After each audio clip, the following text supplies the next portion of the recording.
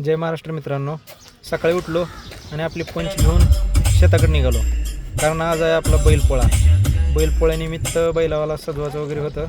लगेच आलो तळ्यात आपला मेहुणा गोविंद पाटील बैल दिवत होता. लगेच ते बैल पवनी वगैरे गाठली, मस्तपैकी दिवलं त्यांना. बघा हौशा कसा पवाला आहे, नाद करते काय. लगेच तळ्यातून घरी आलो, नंद्याची जरा शिंगत तासून घेतली. शिंगत असल्यानंतर लगेच त्यांना पिवडी लावून घेतली. पिवडी मात्र नॅचरलच आहे बरं का, केमिकल फ्री. बैल सगळे सजून झाल्यानंतर लगेच आम्ही आलो चौकात.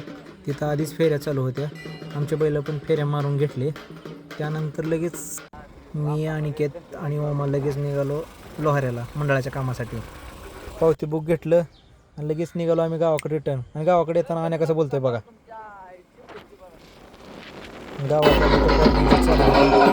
तिथून लगेच खाली चौकात आलो. बैलाच्या फेऱ्या चालू होत्या, तिथं बसलो महादेव मंदिरापाशी. लगेच बैल यायला एक एक एक एक चालू झाली. बैल फार सजवलेली होती लोकांनी. तिथून लगेच घरी आलो. घरी आल्यानंतर देवपूजा चालू होती. बैलाची लग्न लावून घेतली.